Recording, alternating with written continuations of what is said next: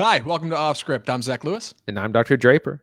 Today on the show, we're talking about the Batman. It's finally here. I don't believe it, Andy. I'm so excited. That's right. We've been excited to talk about the Batman on this show for way too long. Well, God, we first saw a trailer for the Batman right at the beginning of the pandemic, right? I look at this. It was August 2020. That was when the first one dropped. Yeah, and that was It was supposed to come out in October of 2021. So you get the big teaser about a year out. That's normal. But then it got delayed. So we didn't see another trailer for like another year. Yeah. They stopped shooting for COVID, obviously, like everybody else. They had shot some stuff before, I think right up to like when everything shut down in Hollywood, and then picked it back up afterwards. I didn't really notice it in the movie. You know what? We're going to talk about the movie more. That's something we're going to do in the show. We're also going to talk about things that are coming out in April and May, and maybe a little bit of March, I think. Okay, but March and April, no May. I'm sorry. It's March and April. We're going to talk about things that are coming out in March and April that you want to keep an eye on, things to put on your watch list. And before all that, we got to get to the news. First things first, actually, real quick. Andy, only one movie this episode. I forgot to say that. It's a normally we do two. It's our Batsode. It's our Batsode.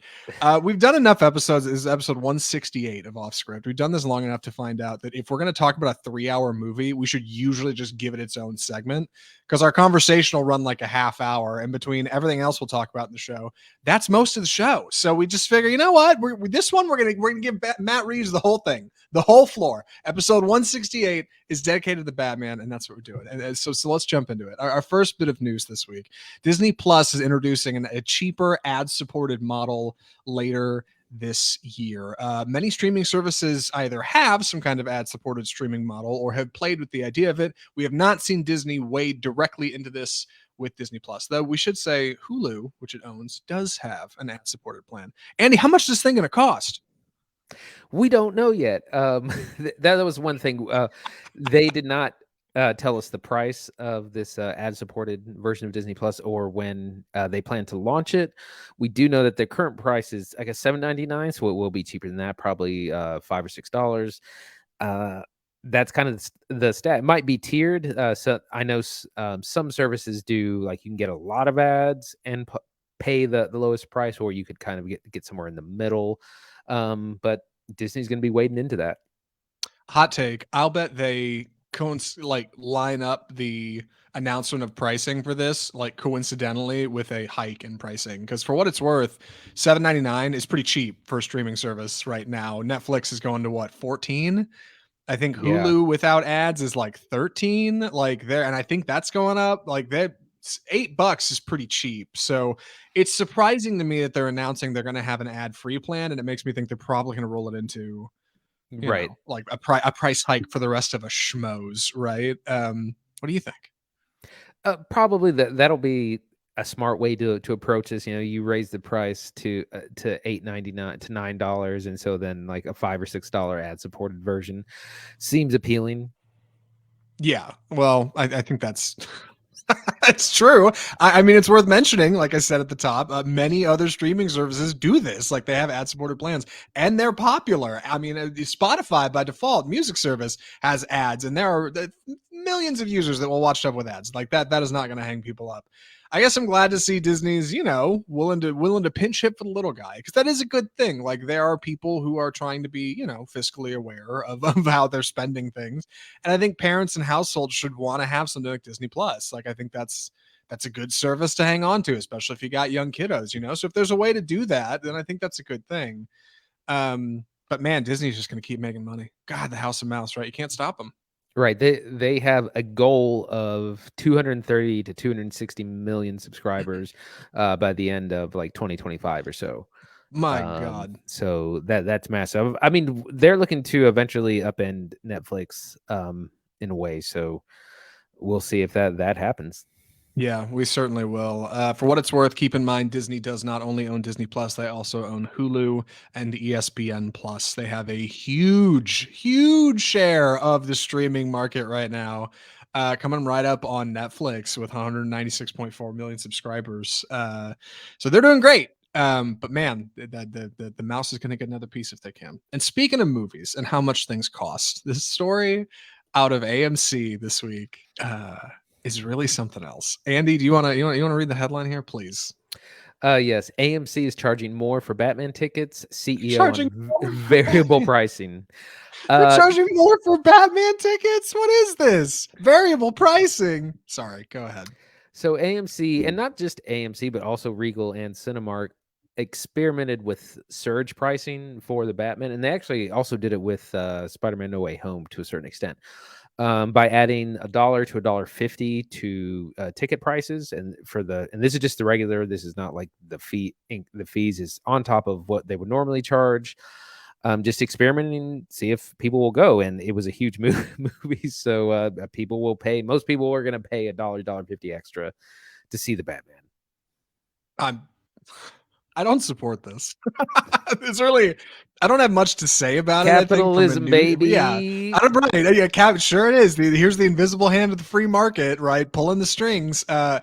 It is what it is, right? Like AMC can charge whatever the hell they want for tickets, like any theater can. So I'm not going to say they can't do this, but I just don't like it. I get that it's something they've been doing for years in European theaters, and it's not okay over there. Like, who is AMC to goal keep what is quality cinema worth paying more or less for?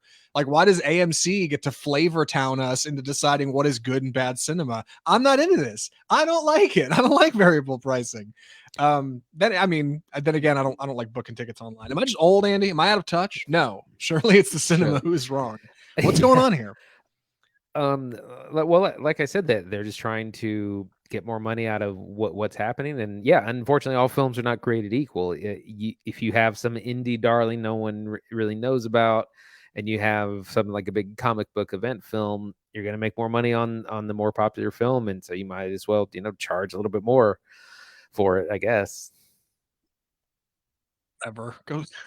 Do you remember during the pandemic, Andy? Yeah, I'm sure you do. When there was that like twilight moment when we thought maybe movie theaters are kind of going to die, and that'll be a good thing. I feel like that's behind us now, and AMC is coming out swinging. I like this line in here. He says, by the way, when the CEO spoke on this, Adam Aaron spoke on this.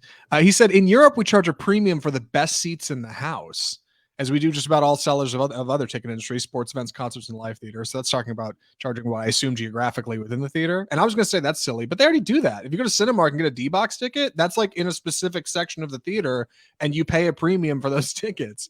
God, they're going to make their money no matter what, right? Like nobody is equal in the American movie theater anymore. No, it's the haves and the have-nots. Yeah, I've always wondered. I guess D-Box is a good example of that, but yeah, why some? Because there are, like, if you get that front row should be discounted.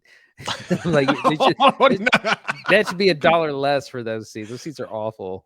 Honestly, I'm not even kidding. I genuinely think that would be a better marketing strategy than this bullshit. Because at least you could get a gag over on that. Hey, yeah, if you're sitting within like the first 2 or 3 rows, is $1 cheaper. Like that might actually draw people. That's accessible. But this just shamelessly charging more because you know a movie's going to be popular.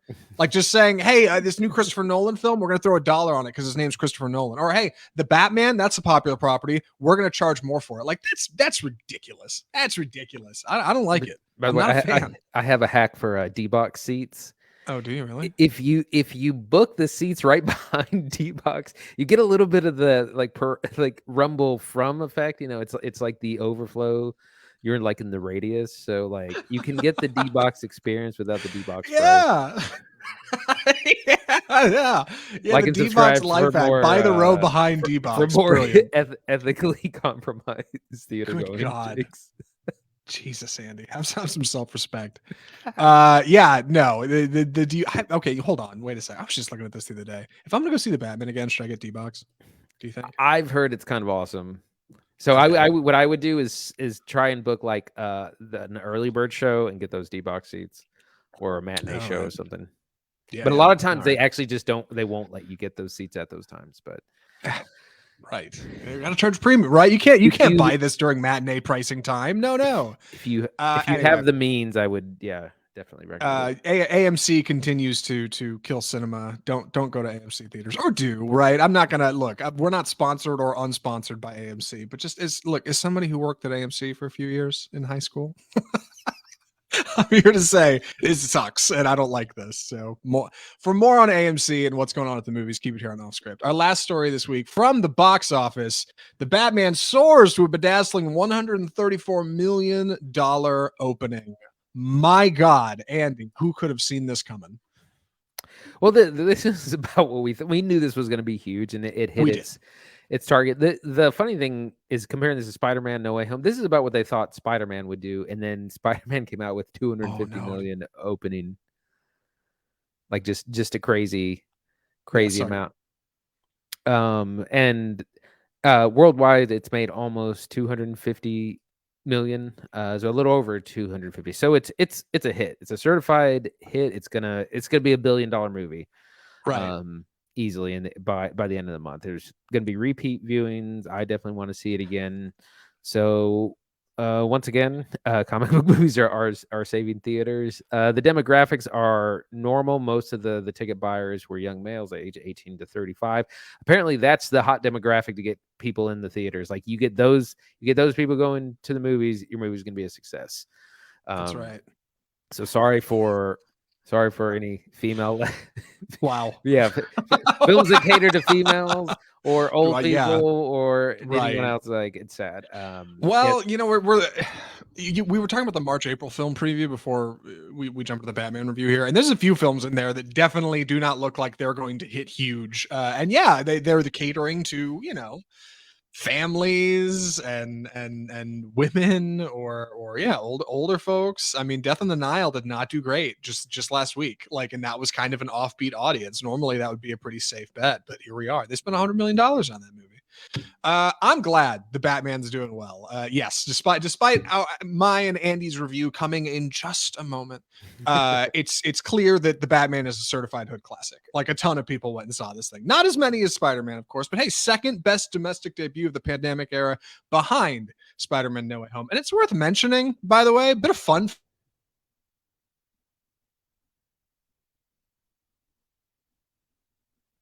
trivia for you. They're starring our very own Rob Pattinson. And now here they are again after all this time, coming back to check in on what's going on at the movies with an exclusive The Batman starring Rob Pattinson.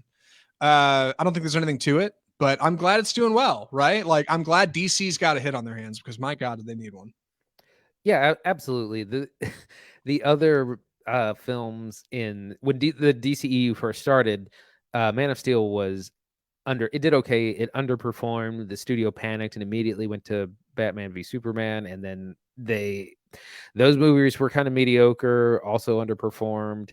So it's nice to have your A-list property actually getting A-list numbers, because my God, if Aquaman continues to be the best selling DC property, I don't know. I don't want that kind of future.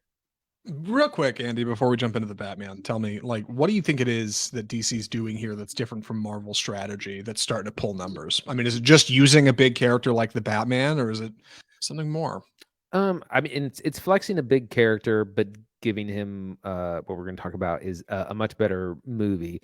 Batman v Superman, it was like, gosh, it's so bad in hindsight. I never got through it all. I've tried. Yeah, I've tried twice. There's like 10 plot lines going on. They're throwing all these major story arcs.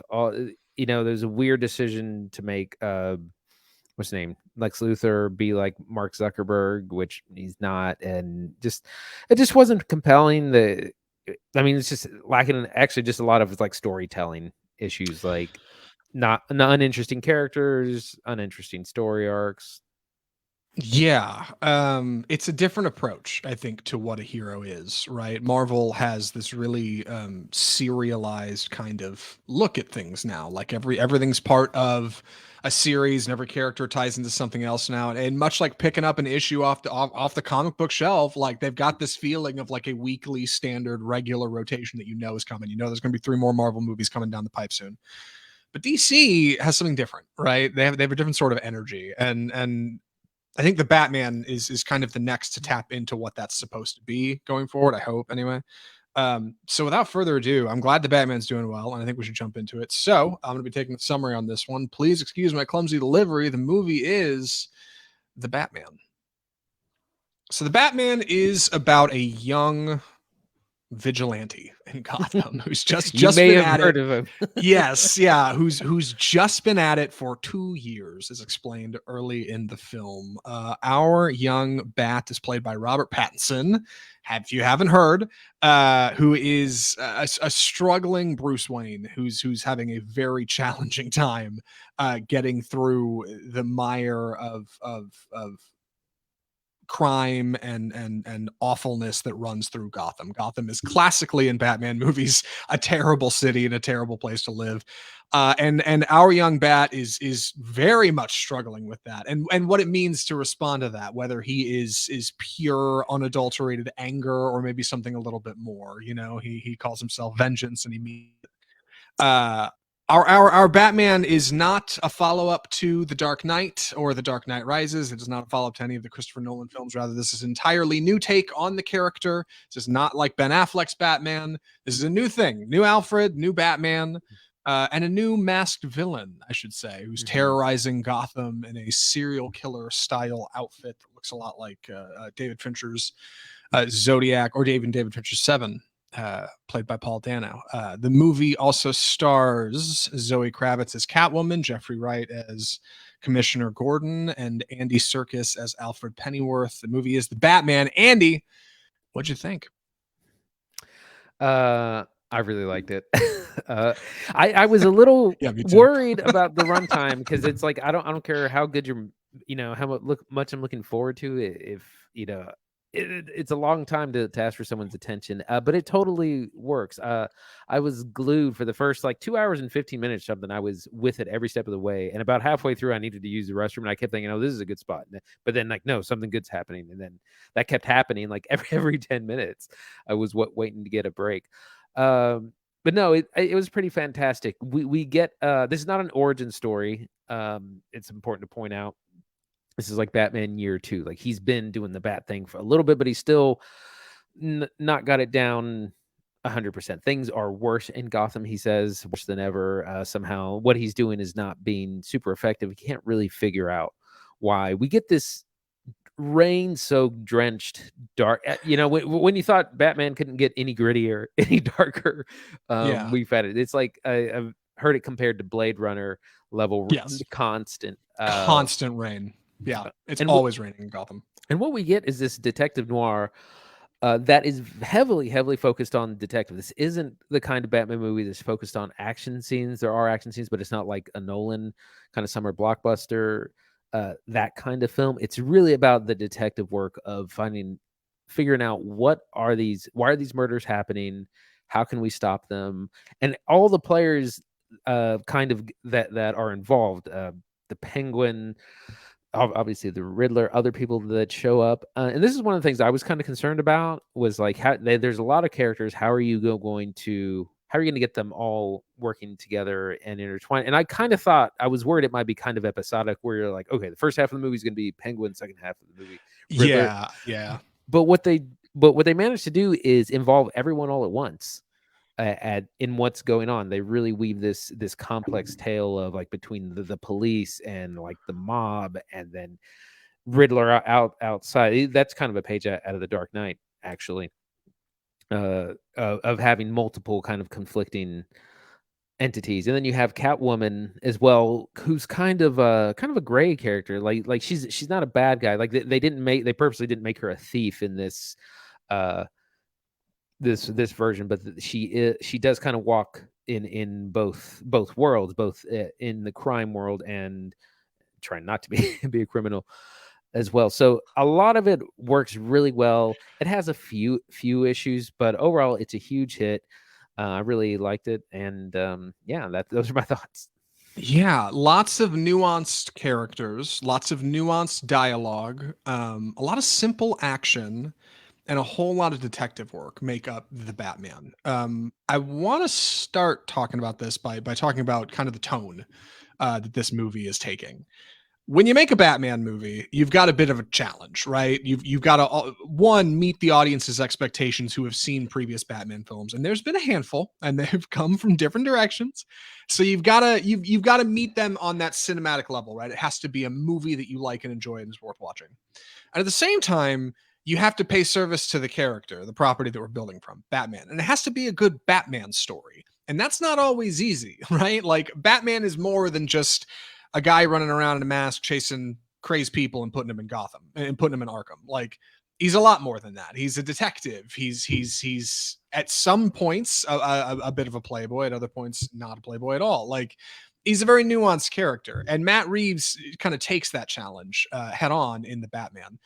So I feel like I can confidently say, for people wondering if this is going to be better or worse than Christopher Nolan's The Dark Knight, which is usually hailed as not only the best Batman movie, but one of the best comic movies of all time. I don't know. I don't necessarily know if it's a better movie. It is 3 hours, and I'm going to be honest. Sometimes you start to feel the weight of that, especially in the second half of the second act. But it's a really good Batman movie. It's a really good Batman movie.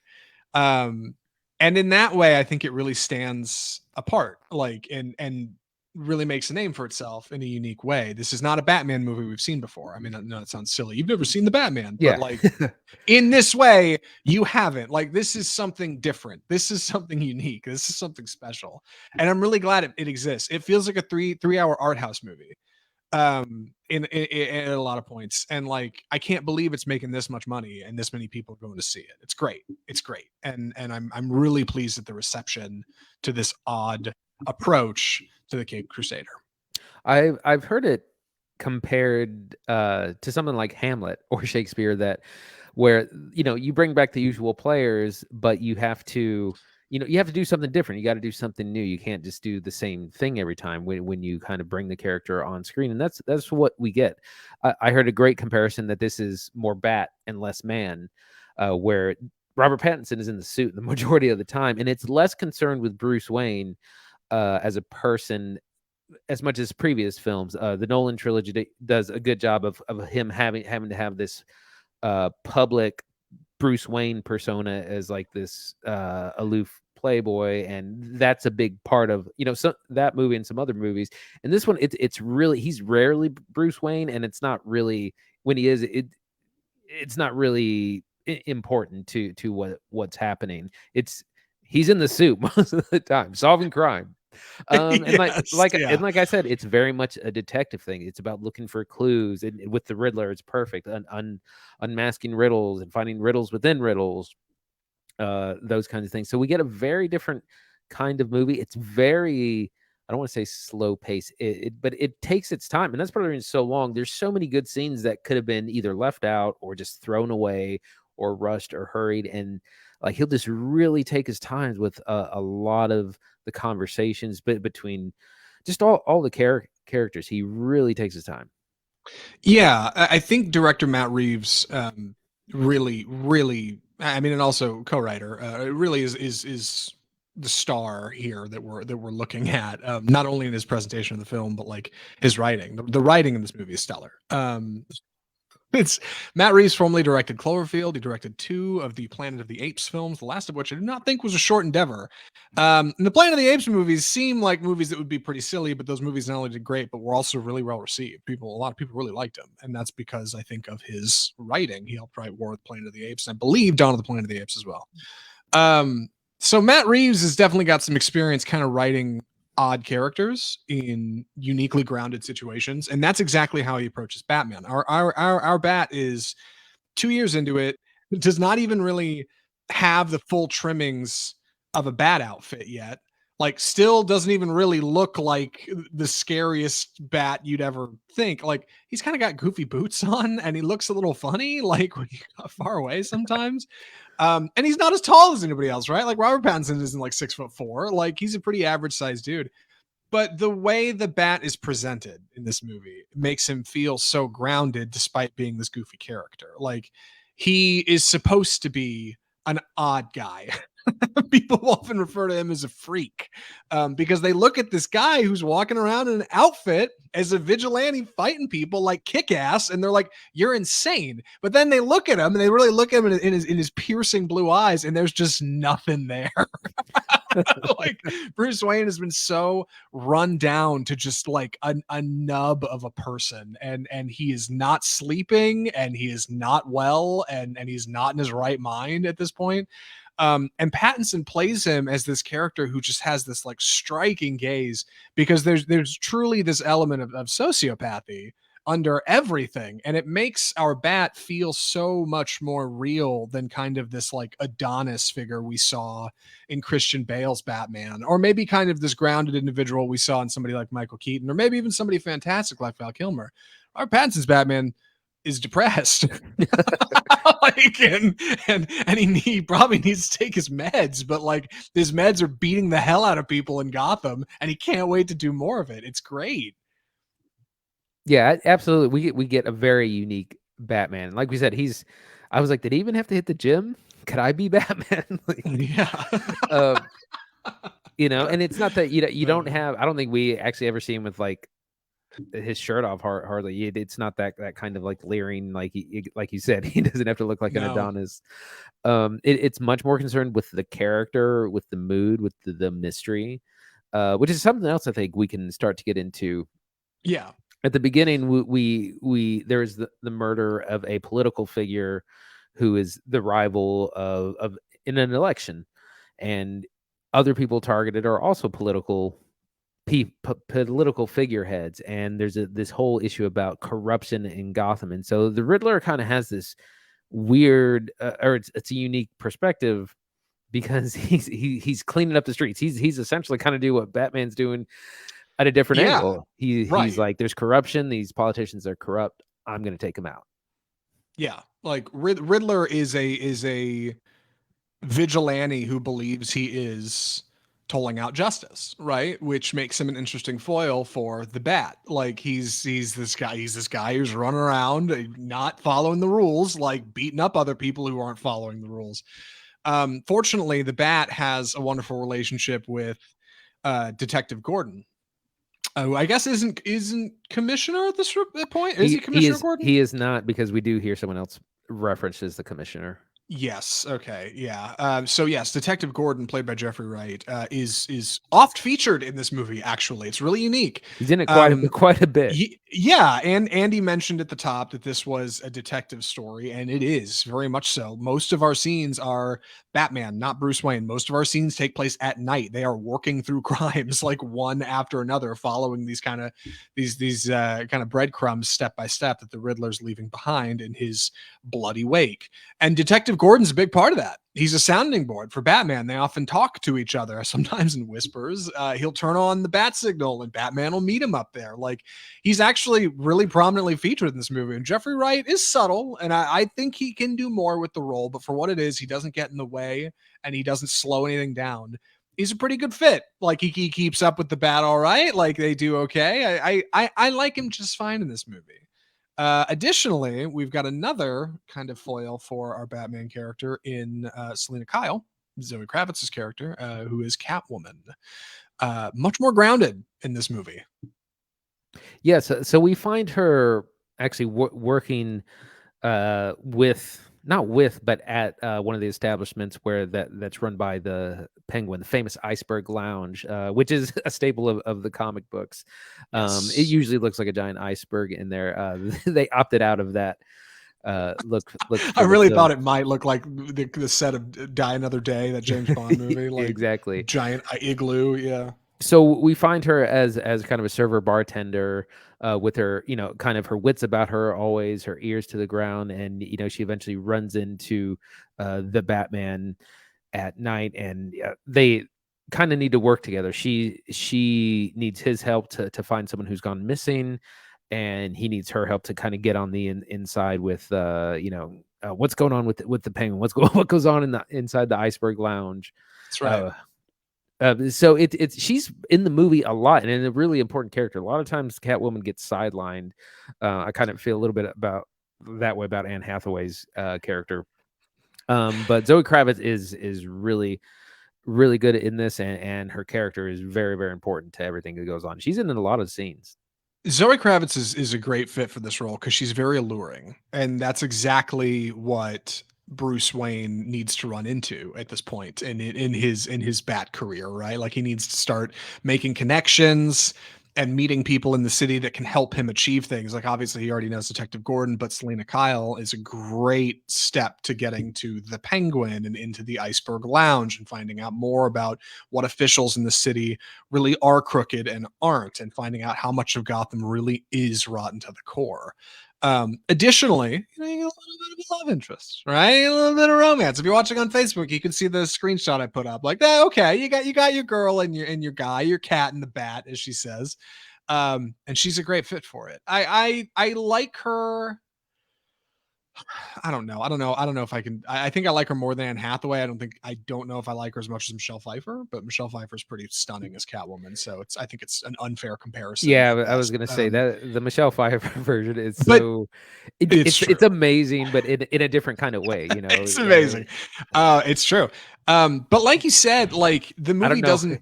Sorry, I Yeah. don't know how they greenlit like Catwoman as a dominatrix in Yeah, like God. 1992. They knew what they were doing. My God, I'm so glad that got committed to film. Yeah, like Andy said towards the top, you don't find yourself like split between these characters all that much, and that's really unique. Some of them are in the movie more than others. You may have heard rumblings on the internet that Alfred, played by Andy Serkis, is not in this film much. That's true. And Catwoman does drop out for a chunk of the second act because Batman's doing an investigation, working stuff out. And you do miss Penguin at a time. For the most part, like it really feels like a cohesive universe. Anybody that's gone comes back in at some point. Like everybody is a player in a series of games here, and like nobody's wasted, and that's effective because you got some good you got some good Batman characters in this movie. You got Batman, Catwoman, the Riddler, Penguin is here. I mean, that's not a bad start. That's not a bad start for like the first Batman flick. And at 3 hours, you'd think that would feel overstuffed, but it doesn't. It's got good pacing. I think it moves pretty effectively. What's interesting is that they don't like she's never called Catwoman, but she is Catwoman. She's Selena, and then the Penguin is never called the Penguin. He's just Oz, as in Oswald. So they do. I guess the Riddler does refer to himself as the Riddler, so you can't get around. But it really helps ground the movie, and Colin Farrell is just completely unrecognizable as the Penguin, as Oswald Cobblepot. He's got a ton of facial makeup. He's got like probably a fat suit or whatever, and he's got a voice. He's got this like Brooklyn accent or whatever. He's like a New York gangster kind of way, and he's an interesting character too because he's just he's not necessarily like a rival of Batman. He's just like, hey, look, I just run a place and I just facilitate, meetings between peoples, but I'm not like, I don't do anything myself, but he's, still not quite on the right side of the law. But great performance from Colin Farrell. He's in the movie a fair amount and is an important player. And for those who don't know, he will be getting his own show on HBO Max, Penguin, which will be kind of a prequel series leading up to this movie, I think. Yeah, really anxious to see what they do with that and if they can kind of maintain the tone present in the film here. Penguin is just one small part of a very large crime problem in Gotham, and there are other people who are also involved with that. Of course, you've got Riddler, who Batman is actively investigating, but you've also got Penguin, who is not part of an active investigation. He just kind of gets caught up in it. You've got a couple crime bosses. You got the Falcones and the Maronis. I don't even know if that's exactly what their names are, but you got a crooked DA. Like Gotham is really, really rotten to the core in this movie, and it's presented in such a great way because Gotham is so gothic in this movie. Bruce Wayne's house looks like Bruce Wayne's house looks like the inside of like a cathedral turned inside out. It looks like you would have Gotham. It looks like you would have gargoyles on the inside of his house. Like, and the rest of Gotham is ridiculous. Like it is ridiculous. I was like, and the rest of Gotham is similar fashion. There's a funeral scene where they go to a big church and like it's this towering obelisk of stone and spires in the back, like stained glass, and like Gotham is really, really visually unique in this movie in a way that feels different than everybody else, which is good. And the crime bit honestly feels a bit of the same, just because you're getting into a lot of the same characters, and I do start to feel like it reminds me like Batman Begins, right? When Christian Bale's talking to the crime bosses. I don't even remember what the thing was in that movie. But this movie stands apart in kind of this long, overarching plot. There's a plot running underneath just our overall Riddler plot. It's B plot. It's a lot of mob talk and a lot of double crossing, I think, and a lot of it A happens lot of verbally names. without a lot of flashbacks, and that's worth talking about. Yeah, there is a complex problem in that the crime bosses are kind of mixed in with the corrupt politicians. You know, it's like they're kind of doing the dirty work, or they, you know, some of them they got in their pocket or are indebted to them, that sort of thing. Like we have the Falcones, and there's mention of there's no one playing Salvatore Maroni in this movie, but he is just referenced, and it's classic Batman villain, or the crime family. It's complicated and it involves everyone. That's kind of one of the, I was going to say we should probably get into criticisms at some point. Yeah, Uh, that's fair. yeah, the B plot gets a little convoluted. It does. Yeah. I think in his effort to keep this feeling like a comic book or noir film, like Matt Reeves doesn't often cut away to flashback, which is good, honestly, in a lot of cases, because you expect when you go to see a Batman movie to see a lot of flashbacks to young Bruce Wayne and Thomas and Martha Wayne. And it's nice that those are really limited, like in the way they're presented in the movie. We In didn't have to addition, see but the pearls. it's right. You didn't see Martha Wayne's pearls flying into the air after she's falling in the alley when she's shot by Joe Chill or whoever. Yeah, that doesn't happen in this movie. I don't believe it. I figured for sure we'd see Martha's pearls. But you also don't get a lot of flashbacks to this B plot stuff. You think you'd see mobsters, talking in crappy ballrooms. Like, no, you don't get any of that stuff. Like, it's really just Batman's hanging a guy over a ledge. And he's like, "Tell me what you know," and the guy just blurts it all out, and then we're into the next scene. Like, you don't get a lot of the visual, and I think that's okay. It makes it a thoughtful movie. It's thought provoking. It's a detective story. You're supposed to kind of think and muse on it. But I have heard people say it's boring.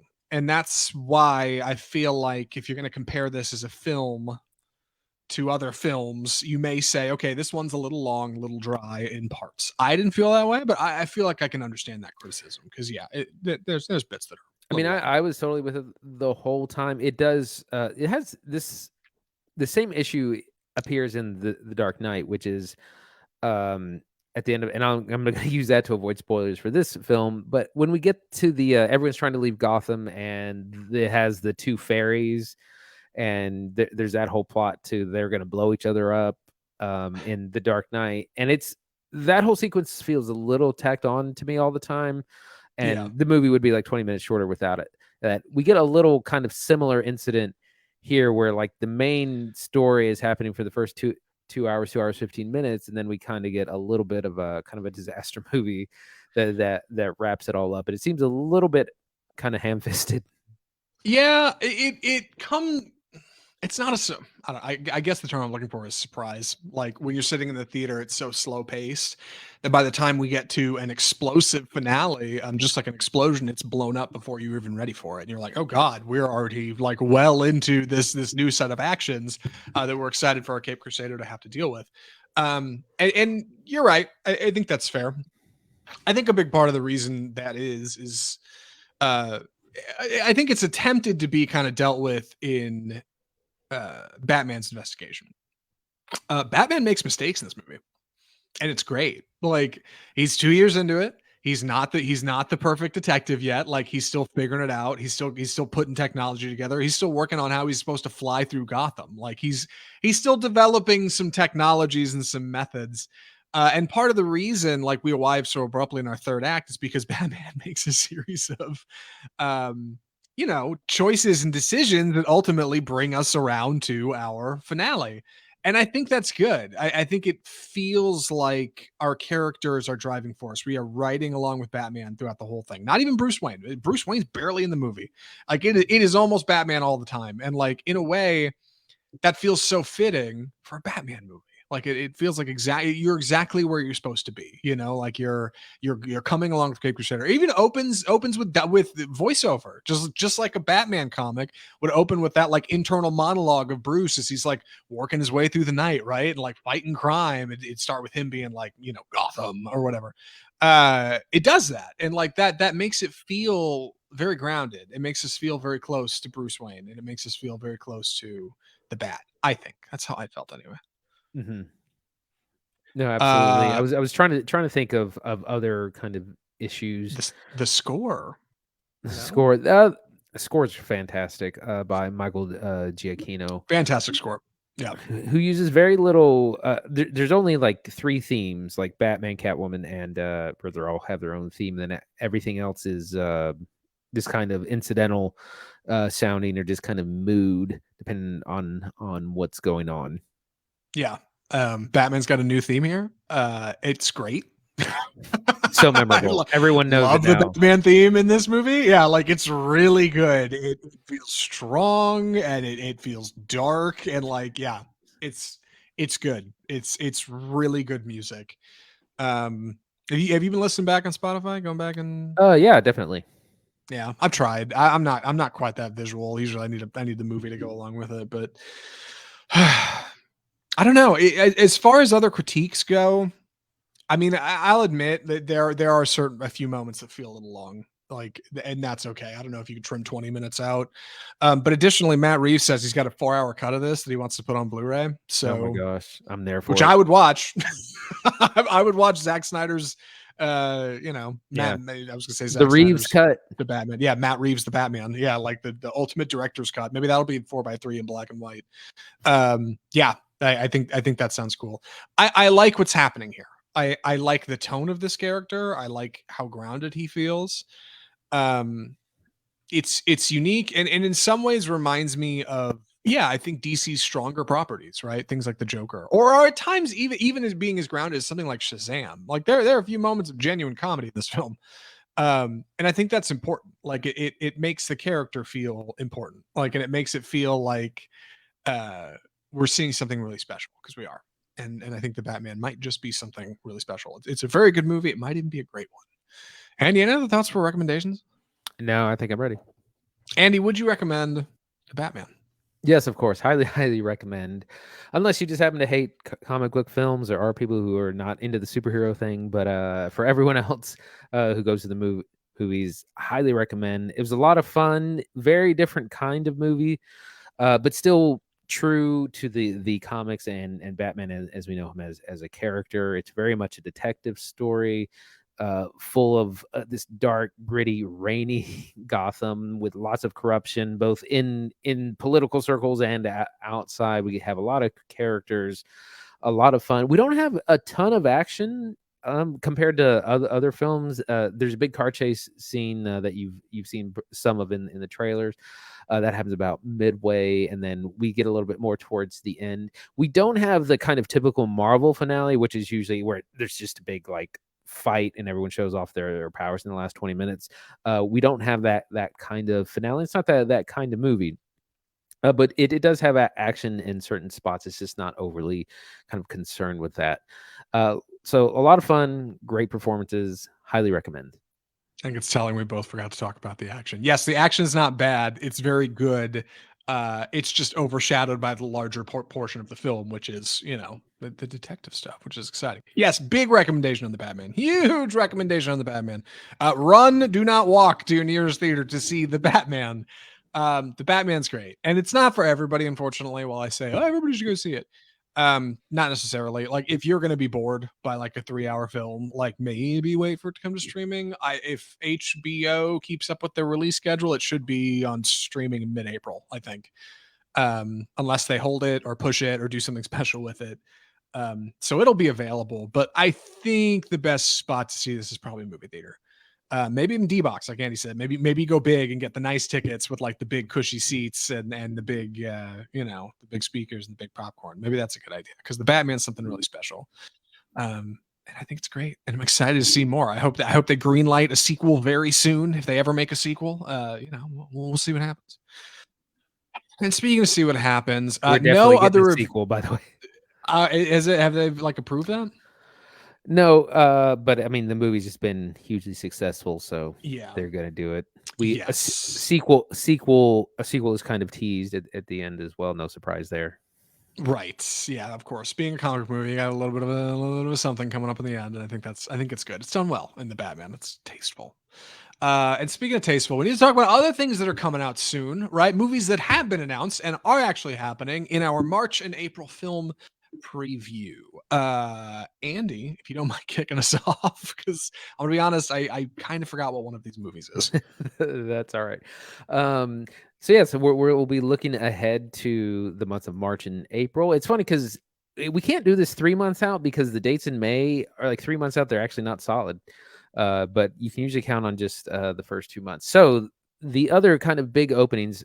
First of all, there's nothing new this Friday, which is hilarious to me. There is no new March 11th releases because they're just gonna let the Batman have more. Nobody wants to touch the bat. Yeah. Yeah.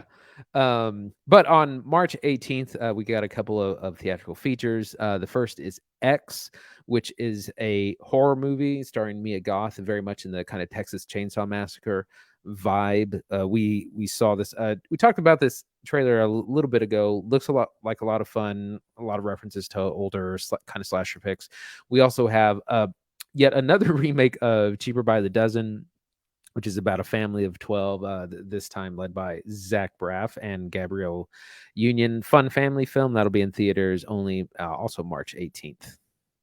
On March 25th, we've got two exciting features that could not be more diametrically opposed. First, The Lost City, which is a unique name for a rom-com starring Sandra Bullock and Channing Tatum, also starring Brad Pitt.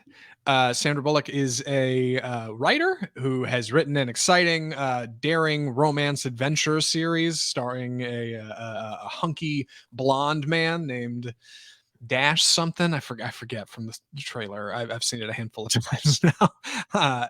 Played by Channing Tatum.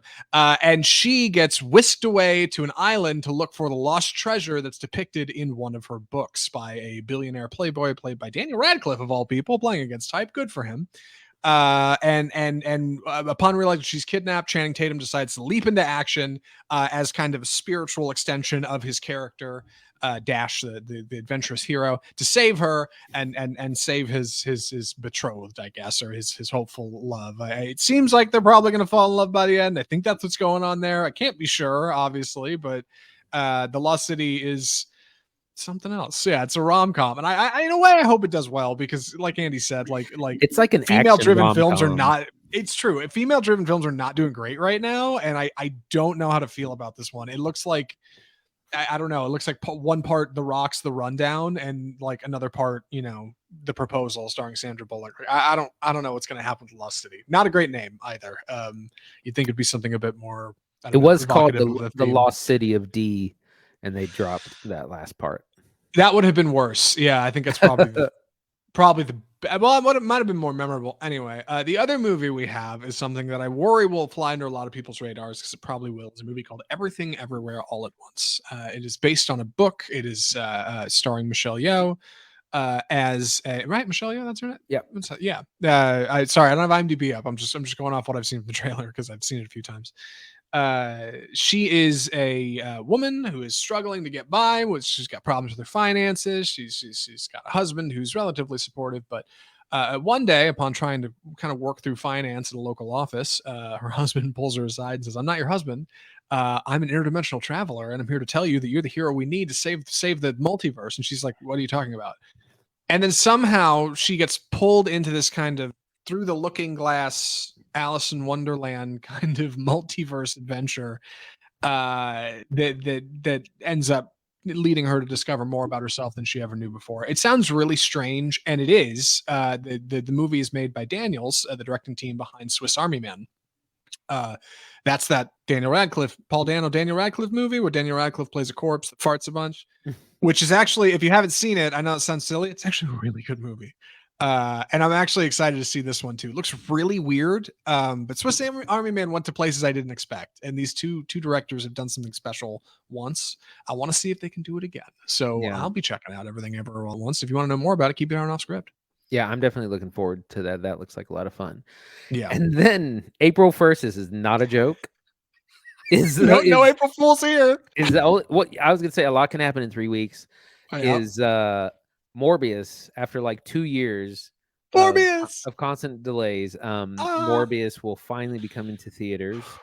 I say that, and there's 3 weeks left in March. A lot could happen. It could get delayed again. So that'll be that. The following, and that's April 1st. Following weekend, April 8th, is the Sonic the Hedgehog 2, the follow up to the very successful 2020 film.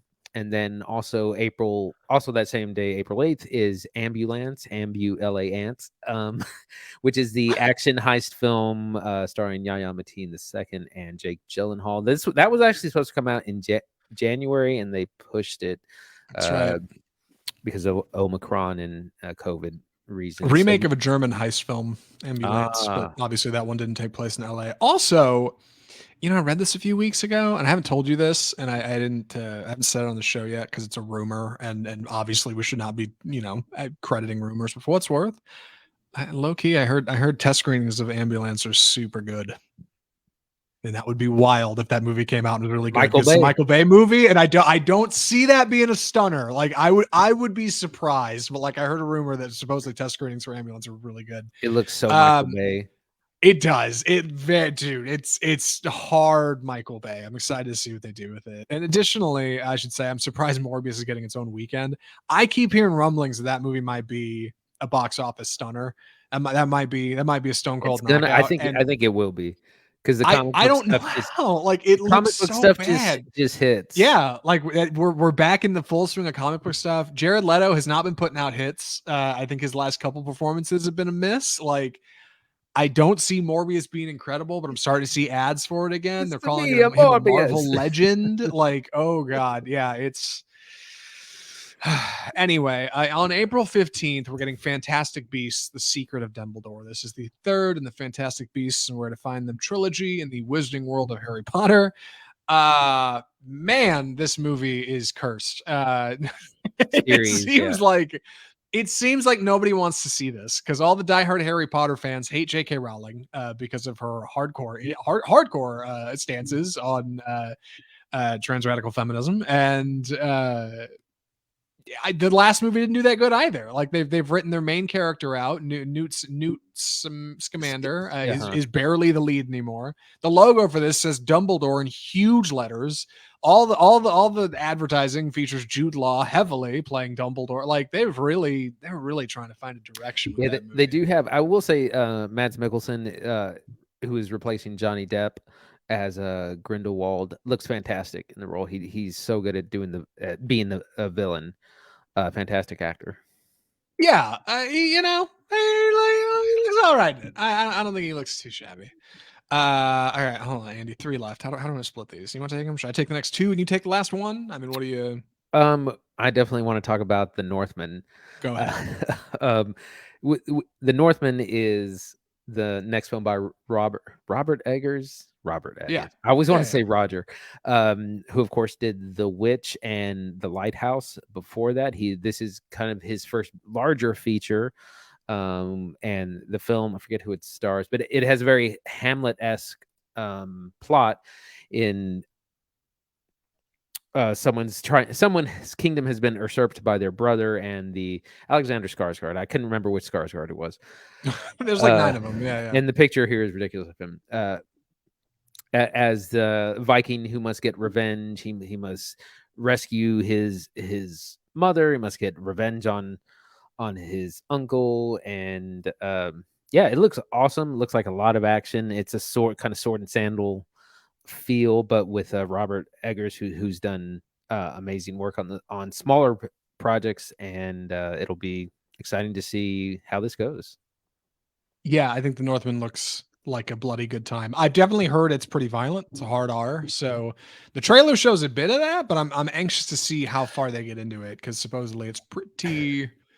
I realized, I don't know if you know, there is a different cut, and the theatrical cut of the trailer is different from what they released online. The first one is like because they've cut out some of the violence. I mean, we're talking like a fraction of a second, but like the really, really like gory stuff has been cut out of the theatrical trailers. Yeah, I have a vision of Alexander Skarsgård just trolling through a Viking town in one long one shot, right? Like a oneer, where for like a minute and a half he's walking around just cutting down every dude that comes up on him without wearing a shirt.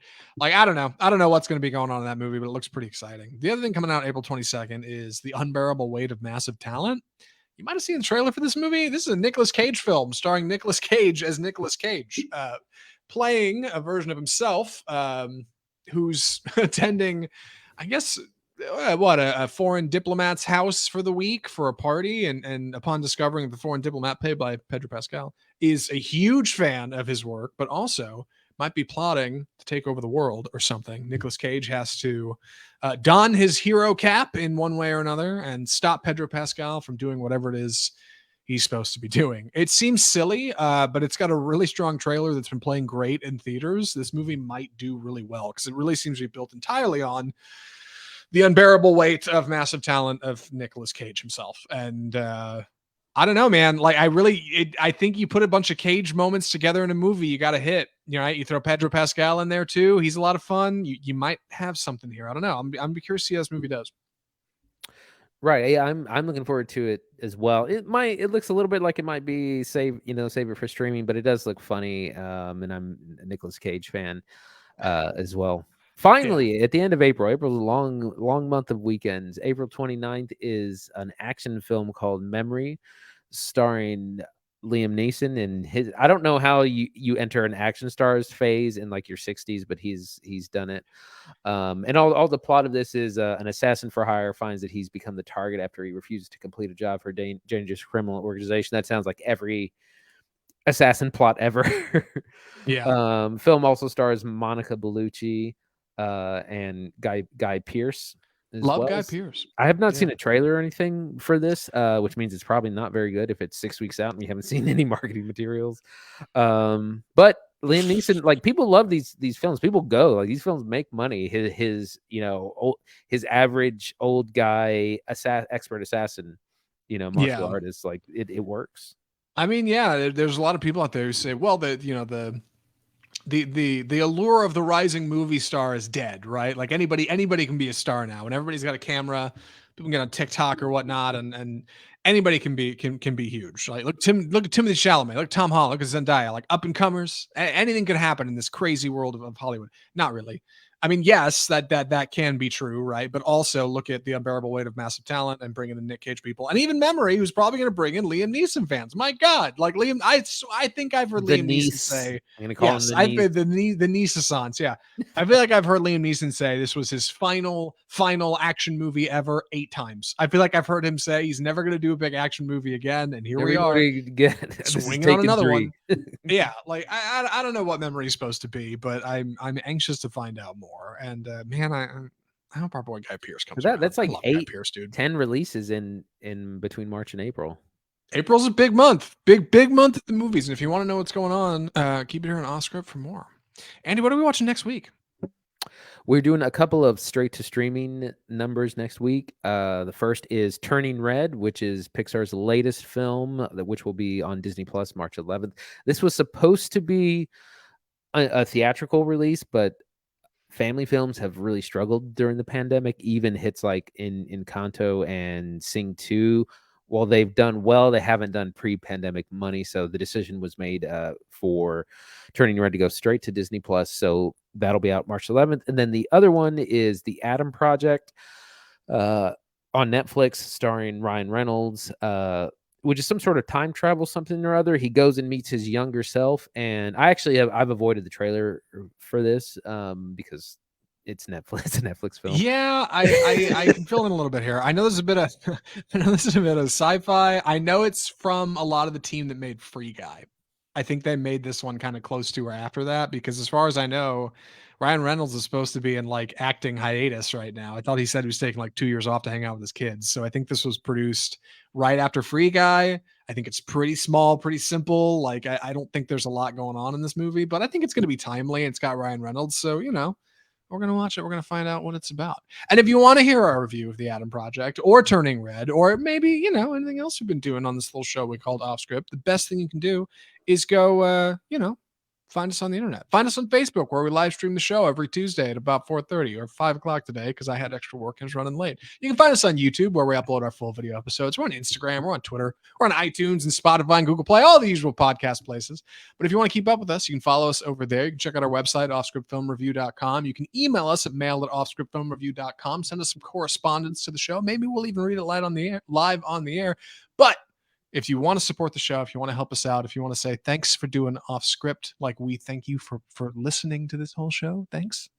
The best thing you can do is just subscribe.